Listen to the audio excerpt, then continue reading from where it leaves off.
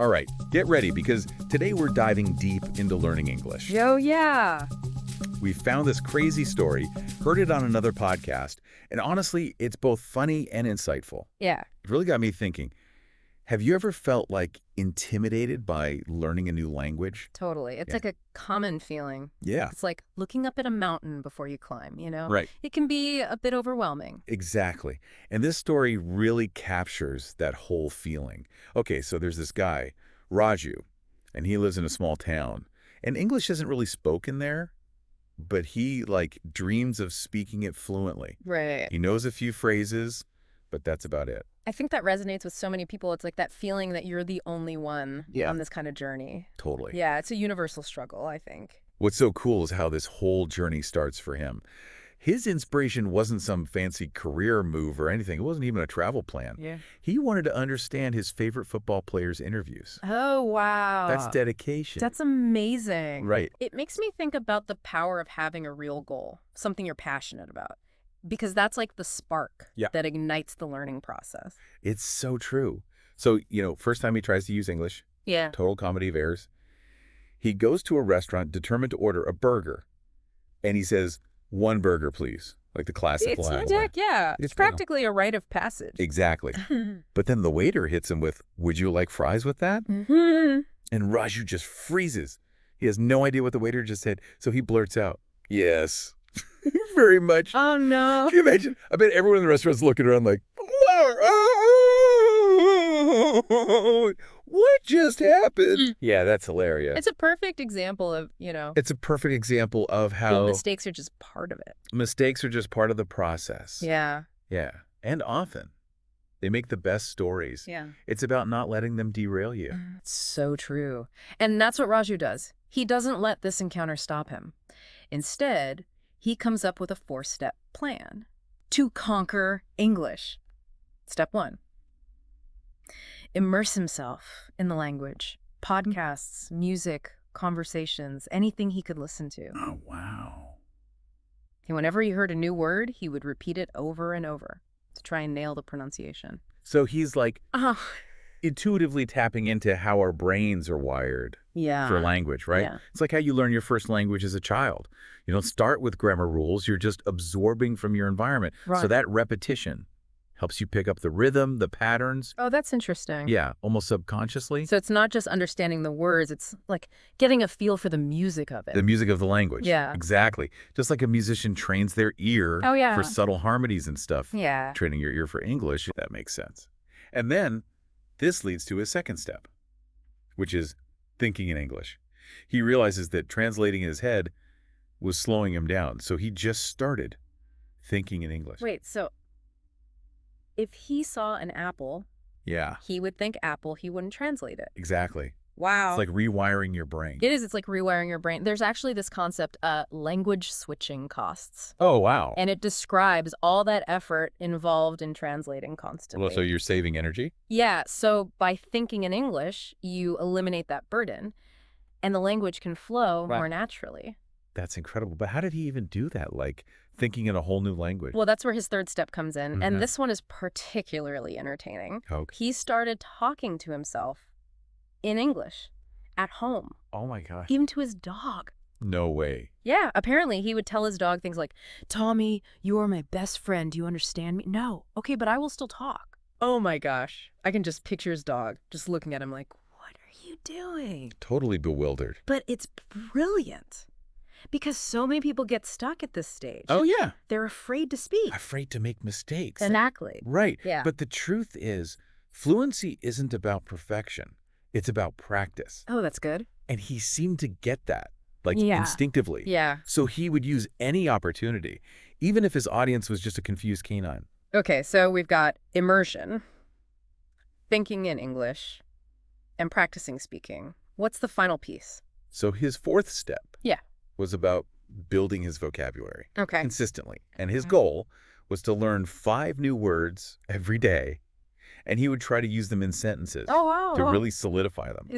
Are there ways to make that even more effective? Absolutely. So there are techniques like flashcards Yeah. or spaced repetition. Spaced repetition. Yeah. What's that? It's essentially reviewing the words. Yeah.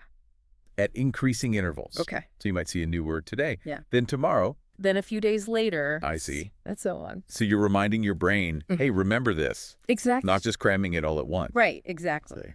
And the beauty is, it fits into a busy schedule. Right. You know, like he fit in 5 words a day. You can too. Yeah. And these techniques can really help. I'm thinking about how I can apply this already. It's amazing how a simple story like this can be packed with all this stuff. So what happens to Raju next? Does this actually pay off? Well, let's just say his dedication leads to a pretty incredible moment of triumph. So months go by, and Raju's been practicing. He decides to take a trip to a big city. And guess where he ends up?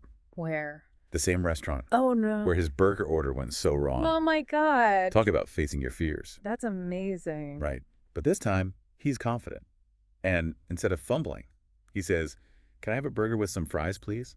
Wow. And get this, he understands the waiter perfectly. That's so cool. It's such a satisfying moment. It is. It really is. It shows, how powerful consistent effort can be, Totally. like they say. The expert at anything was once a beginner. So true. It proves that even something like learning a language can be done step by step. But it's more than just a feel-good story. This podcast episode actually break it down into 5 key lessons Oh, nice. from Raju's journey. I'd love to share them. Okay, so lesson 1. Mistakes aren't the enemy. They're part of the process. Think of them as stepping stones. Right, not stumbling blocks. Exactly. There's this thing called reframing. Okay. Instead of seeing mistakes as failures, we can see them as feedback. Oh, that's interesting. Yeah, information to help you improve. It's like those video games where you learn by trial and error. Oh, yeah. You mess up, you figure out why, you try again. Exactly. And each mistake gets you closer. To mastering the game. Yeah? And it applies to anything, not just language. Right, any skill. Yeah. You've got to embrace the bumps. Yeah, they're inevitable. Okay, lesson number 2. Listening is key. It's the foundation. The more you immerse yourself, the more naturally you'll start to speak. Yeah, you're training your ear. Like a musician. Exactly, like a musician. You pick up on those changes. And that's where podcasts and audiobooks become so valuable. Oh, yeah. They're portable immersion. Totally. You could even watch movies with subtitles. Oh, yeah. That helps too. Exposing yourself to the language. Yeah, in a fun way. Okay, lesson 3. Consistency is key. Yes. Small, regular effort is better than sporadic bursts. It's all about building the habit, making it part of your routine. Yeah, even just a few minutes each day. Exactly, like exercise. Right. A little bit every day. Better than one huge session. Yeah, much better. It's like that quote, "We are what we repeatedly do." Excellence, then, is not an act, but a habit. That's a good one. Right. It shows the power of consistency. All right, lesson 4. Thinking in English. Mhm. Rewiring your brain to process it naturally. So imagine you're writing a report and you have to constantly translate. Yeah. It's going to be slow. It's like a traffic jam. Exactly, a mental traffic jam. Your brain.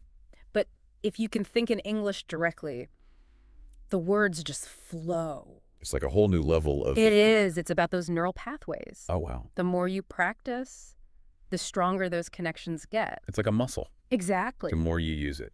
The stronger it gets. Okay, and finally, lesson 5. This one's my favorite. Have fun with it. Yes. Learning shouldn't be a chore. I love that.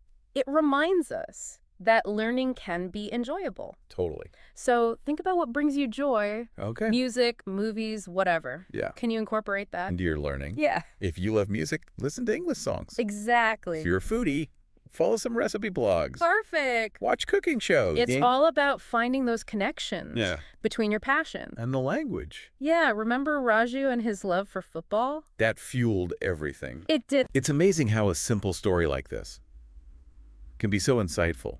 It reminds us that learning a new language isn't just about the rules, it's about the journey. Absolutely. The challenges, the triumphs. Yeah, and finding what works for you. What resonated with you from Raju's story? Well, what really struck me is how Raju's motivation was so specific. Like, he wanted to understand his favorite football player. It wasn't just, I want to learn English. Right. It was laser focused. It was tied to something he was passionate about. Exactly. So it's like finding that connection between what you're learning and what you love. Yeah, maybe that's the secret sauce. Right. It's like aligning your efforts with something that really matters to you. It makes it feel less like work, Exactly. more like a pursuit of something you value. It's a really cool idea. Like, we could unlock so much potential by tapping into those passions Yeah. and finding that connection. Between our interests Yeah. and the skills. Yeah, it's not just about putting in the hours. Yep. It's about finding that spark. That's a great way to put it. And that brings us to the end of our deep dive. We covered a lot today. From Roger's funny mishaps to some pretty insightful stuff about how we learn. I hope this sparks some new ideas for you as you navigate your own learning. Absolutely. Remember, every expert was once a beginner. So true. Embrace the process, celebrate the small wins, Yeah. and never underestimate the power Yeah. of consistent effort and a curious mind. Couldn't said it better myself. Mm-hmm. Until next time, keep exploring, keep learning, and keep diving deep.